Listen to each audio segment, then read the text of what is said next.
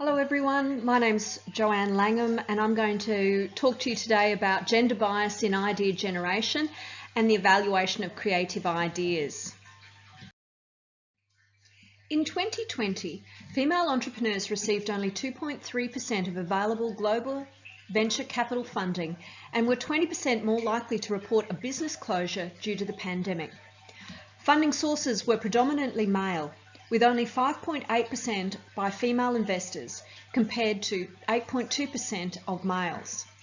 There are several factors that have produced such a startlingly unbalanced playing field. The most significant factor in the gender funding gap is bias against women in terms of the selection or evaluation of ideas.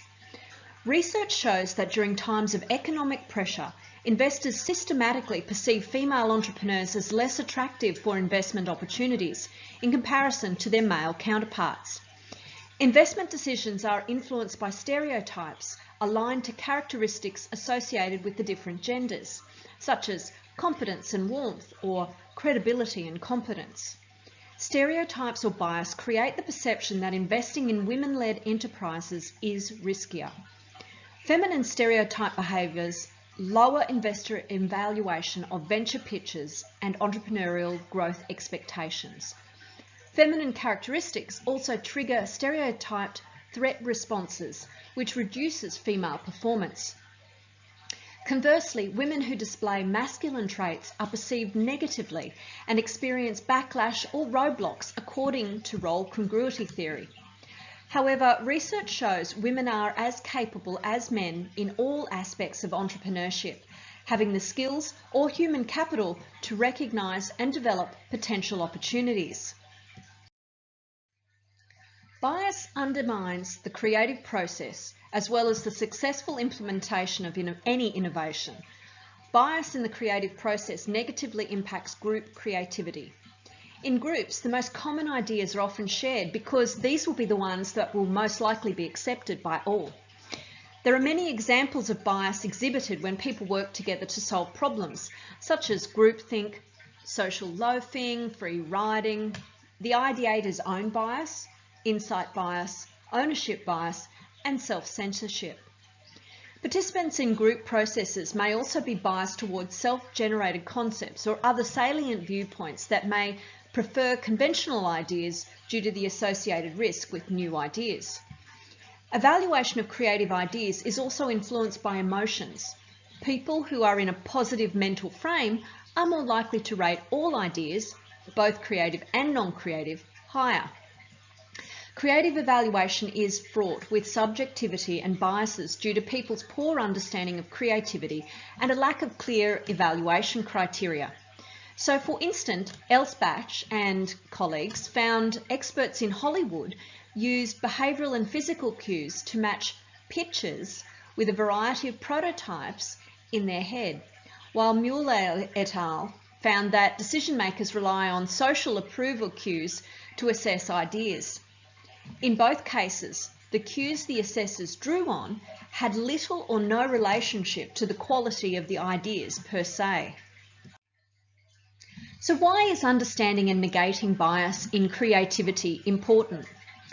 Well, creativity is essential for innovation. We all know this.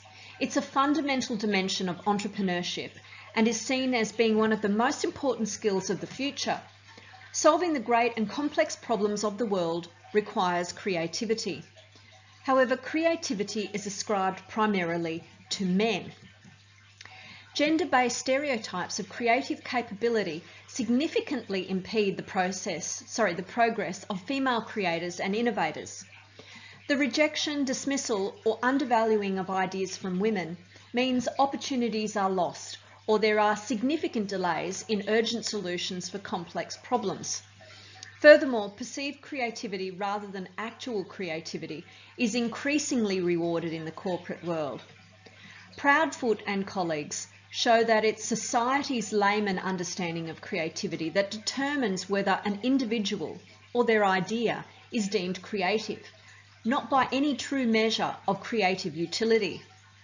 Given characteristics ascribed principally to men, such as daring, autonomy, and self-direction, these are apparent signals of creativity, as as quoted in the literature, then the corporate world is simply valuing and rewarding men for being male.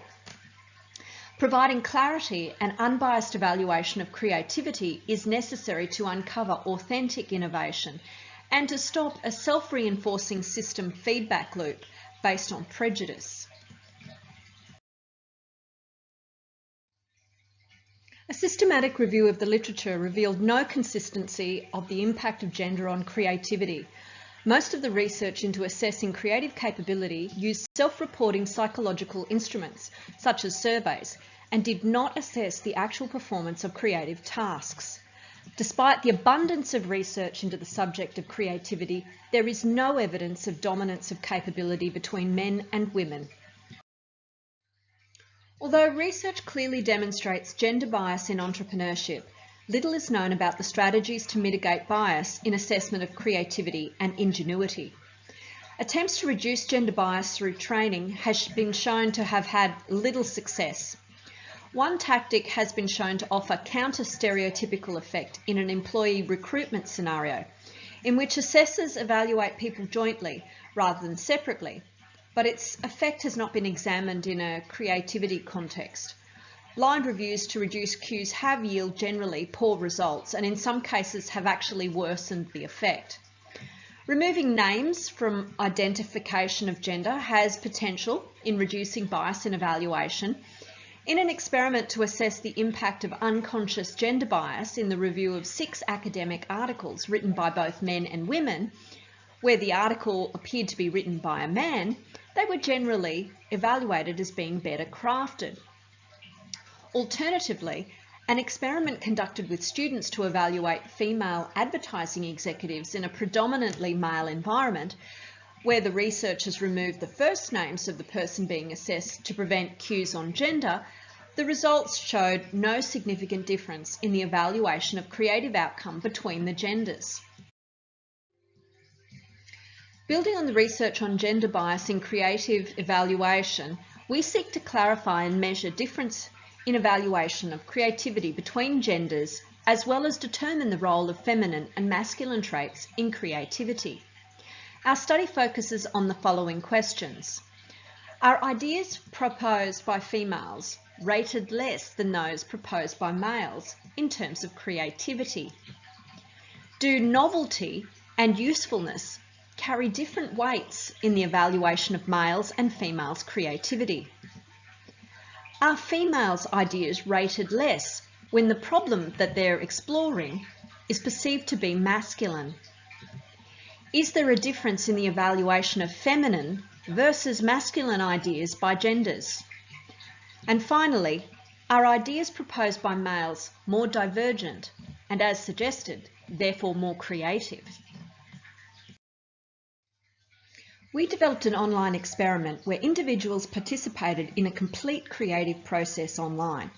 We used SparkTank, which is an electronic brainstorming tool, during a facilitated workshop. SparkTank simulates the divergent-convergent process from design thinking. Participants were invited to register and create a profile using a colour-coded avatar to represent their gender. We used a facilitator to direct the ideation session simultaneously for the whole group. Each step of the ideation process was pushed to each participant through a digital control room. Each participant was encouraged to submit as many ideas as possible within a set time to address the challenge question. After the first step, the platform randomly reassigned ideas to other people to extend or improve. We encouraged the creative process using the yes and method used in theatre improvisation to stimulate ideation. When the time allocated for this step had elapsed, the facilitator activated the third step in the process, which gave each participant an opportunity to reshape their ideas based on the suggestions of participants. When the time for this step elapsed, the facilitator activated the last step in the process. Each person was randomly assigned completed ideas to be evaluated on the creativity criteria. The platform used the scores from the criteria to provide an overall rating, and the rating was then given to each idea shown as a percentage. Finally, participants were shown the leaderboard with all of the ideas scored.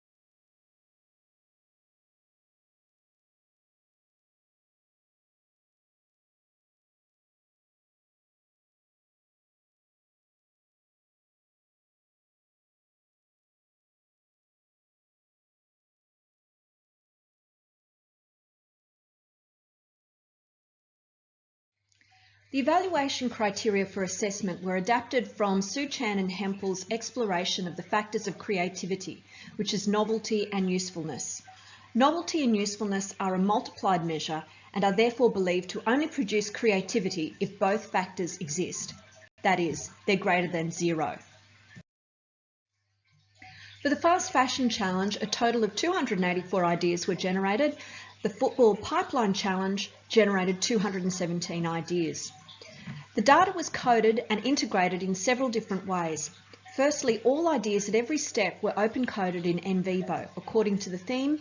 Over several passes of the data was then cross-checked within the research team to ensure consistency.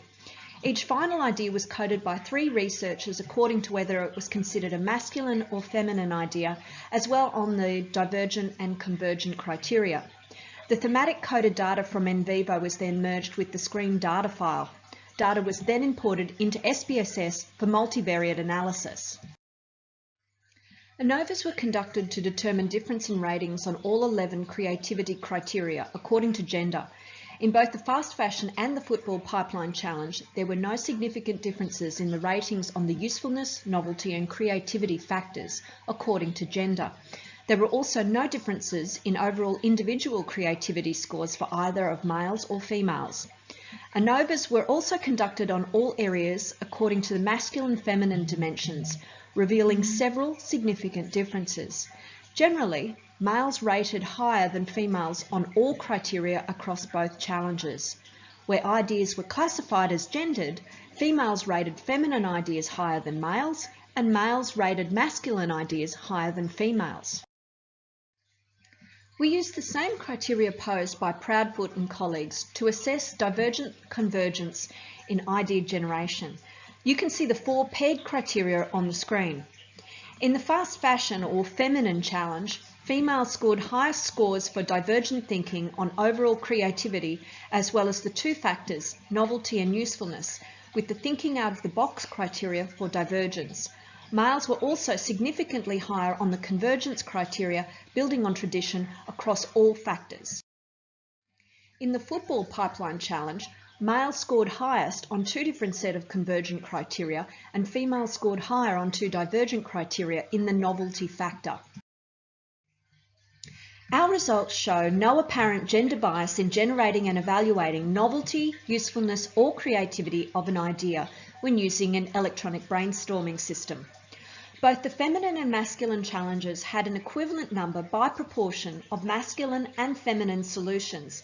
Even though we asked participants to associate a gendered avatar to their identity as a form of social signalling, this did not have any discernible effect on the ratings people gave to the other ideas for creativity scores. The use of a digital tool where participants were all remotely participating in the ideation process reduced or mitigated any stereotyped gender associations with ideas. Therefore, technology has potential to remove social cues that create stereotypes and influence perceptions of innovative ideas. Females and males also had similar distributions of scores across all factors. Therefore, neither males nor females were shown as having a dominant creative capability. However, the process did reveal a distinct preference for females to rate feminine ideas higher and for males to rate masculine ideas higher, despite the gender of the idea creator. Males rated all ideas higher in comparison to females across all criteria, which also showed that males and females had different standards when evaluating creativity. Results also showed that ideas created by females were rated higher on divergence and males higher on convergence criteria in both challenges. This result challenges the firmly held belief that men are more divergent in their thinking and are therefore more creative. Men may be perceived as being more divergent in their thinking, but the experiment showed that females produced more ideas that were divergent and thus potentially more creative. The results in our research raise a fundamental question about how we value attributes or characteristics associated with masculinity or femininity and how these contribute to our view of what are the best solutions. Our result contributes to understanding the impact of bias on the effectiveness and selection of innovations, as well as problem solving for the greater good. Thank you for listening, and I look forward to any questions.